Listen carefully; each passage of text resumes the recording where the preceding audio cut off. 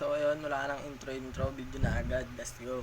So ayun, kasama ko si Kuya at tuturo ako kasi ng mga Bible verse at nauna is John 1 verse 1 at ang sabi sa John 1 verse 1 nang pasimula ay ang sabi is in the beginning was the Word and the Word was with God and the Word was God. So ano nga ba ibig sabihin nun? Ibig sabihin nun is sabi dito is the Lord is in His essence perfect, infinite, divine love and love so powerful. Gets mo? And it wrote the creation of not only the universe but of really itself. So, ang sabi, ang presensya ng Panginoon is perfecto, infinite, walang nakakapantay, divine love, sabi. At makapangyarihan. Next is to take action and have a presence through that love had to express itself. That expression was the form of what the writings call divine truth. So, ayun. At tayo. Divine truth, katotohanan daw. Anong ibig sabihin ng divine truth? Hindi ko alam. Divine truth, which is an Bible called the Word. Ang idea daw yon na that idea of love needing truth to express itself is not an ordinary one, but imagine you're in a store. So ganito, may situation tayo. Nasa tindahan ka daw at nasa 7-Eleven, ganon. May nakita kang kaibigan mo. So ayun, may nakita kang kaibigan mo. May nakita kang kaibigan mo at teka lang. Siyempre, nung nakita mo siya, nagmamadali ka. Yung presensya mo, parang gustong-gusto mo siyang tawagin, gano'n. At ina-anticipate mo siya na kausapin siya. So, then what happened? Your mind starting generating information. Tell your face to smile, na iwagay-way mo yung kamay mo, mag-ganun ka sa kanya. Your voice call out, gusto mo siyang tawagin. At ano pa ba? That love you feel instantaneously generates idea of how to express it itself. I-express mo yung sarili mong ganun na nga, mag-express ka ng mga nararamdaman mo. Hindi naman yung basta kung yung nakita mo siya, ganun. Yun. Form that puts love into form. So ayun na nga, gagawin mo na.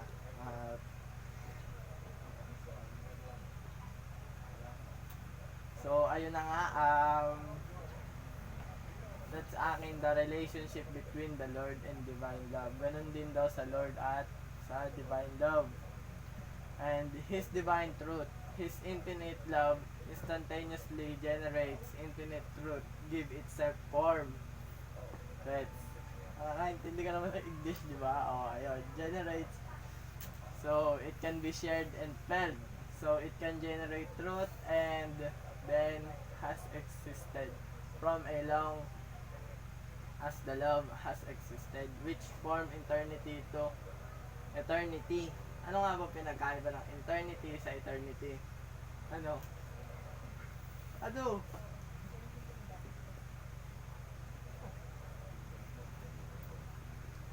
So, ayun.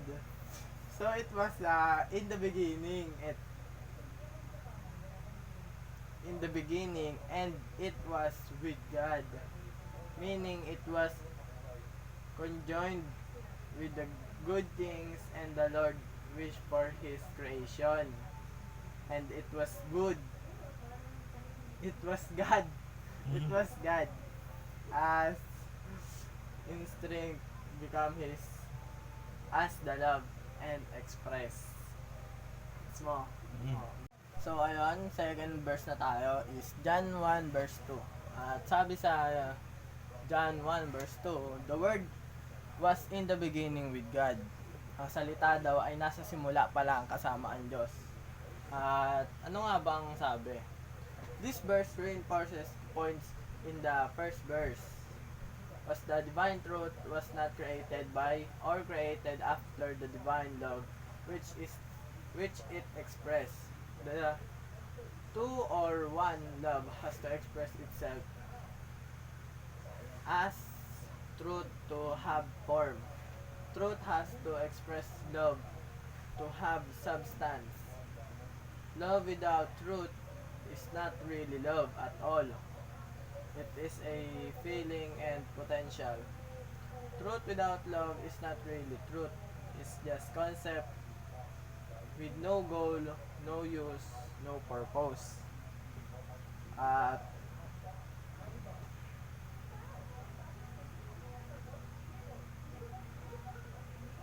God here represents the Lord desire for good. This verse then reinforces that perfect truth and perfect good were together from the beginning. It is also worth noting that along with the ultimate beginning, and there are also beginnings for each of us, making the moments when we choose to turn away from evil and open ourselves to God. This verse then reassure us that when we make such a beginning, the Lord's love and Lord's truth will be there for us. And it also tells us that if we want to make real beginning, we need to find truth and cling to it as the best way to receive Lord's love. So, ayun. Gets mo ba? Gets mo. Next verse na tayo. Pakyo ka panot. Next na natin. Next is John 1 verse 3. Verse 3 na tayo. 5 verse lang to. Ang lahat ng bagay ay ginawa sa pamamagitan niya at alinman sa lahat ng ginawa ay hindi ginawa kung wala siya. Sabi dito, it sounds strange to say that the universe was created by divine truth. Truth doesn't sound like an active buildings kind of nothing, but it makes more sense when we think of truth. It was the deepest sense as love expressed as the love given form. Because the Lord was love itself, He had to create so He would have something to love, and the truth is the thing that turns love into creation by giving some expression and giving the form that not easily visualized. But it's interesting and a bit stunning how those ideas formed the writings were born out by Albert Einstein. So ayun, 130 something years later, one of the Einstein's most important findings was the mass and energy and the really same things. Parehas lang daw yung mass at saka energy. That expresses the famous equation EmC squared, and which is E is energy, M is mass, C is the speed of light. It meant that mass, the stuff things are made of, the stuff we can feel and have, is actually made up of huge amount of energy trapped in very small spaces. This meant of breaking up stuff and releasing the energy would be very powerful. In the basis of the nuclear weapons and power plants, it also meant that universe was ultimately one of big energy field and folded in ring form mass in ways complex enough to form and world we know. The things we are known even imagine when the writings were written, but replace energy with love and mass truth, and you can see how alike it is truth. Love in patterns, wrinkled and folded into some solid concept, just as mass and energy in patterns, folded in wrinkled physical things, and that natural reality, mass and energy, is an extension of spiritual reality, truth and love. So next verse. Next verse na. So next is John 1 verse 4. Ang sabi is, nasa kanya ang buhay, at ang buhay ay siyang ilaw ng mga tao. So sabi, the life in the Bible has to reference to what we love, to our affections, because what we care about actually make us who we are. Life has to do with our thinking, our intellect, which is not life itself, but defined as the guides of lives.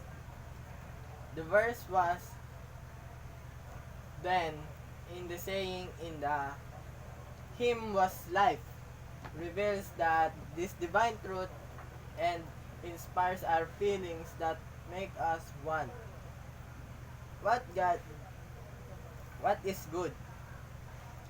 It went like good that that will be the light of man, inspiring us to seek and understand truth ideas that can help actually be good and do what is good. So divine truth was sweet expression of of Lord's love is not only the driving force behind the creation, it also the agent of creates our intellectual lives, inspiring our design for good, and through them our understanding or what is true. So next is John 1 verse 5. Sabi, ang ilaw ay lumiliwanag sa kadiliman at ito'y hindi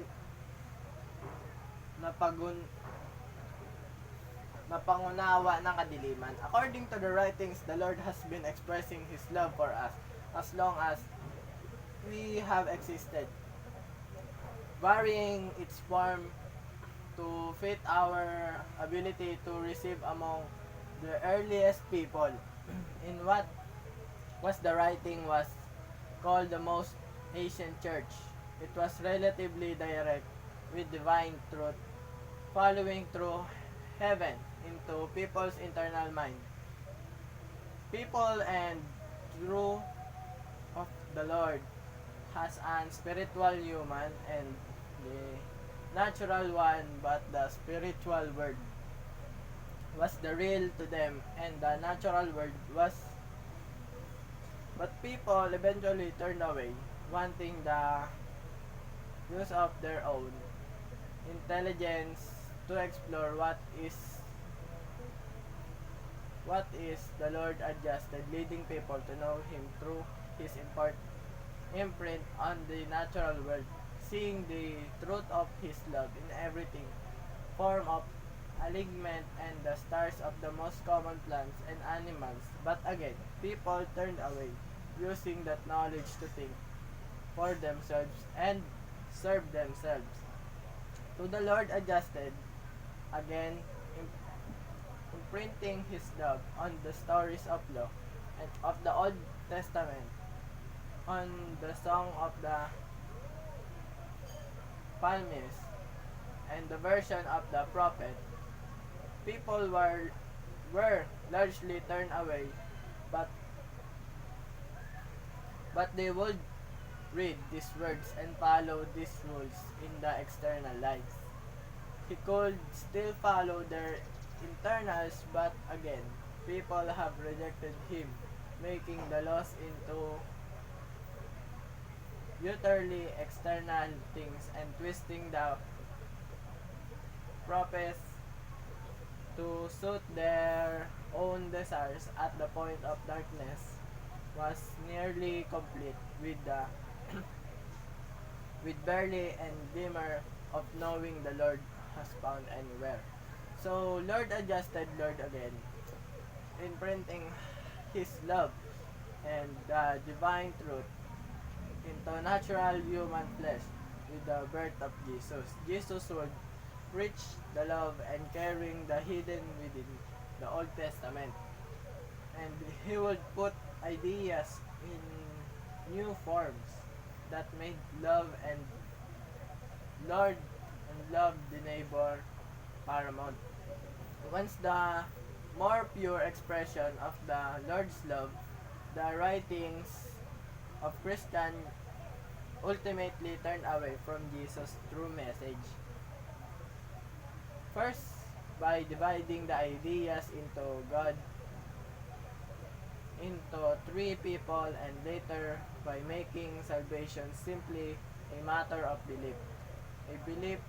A faith alone rather than matter of belief that flows into life and say that themselves are new expression and divine truth, re-establishing the meaning of the Bible and the message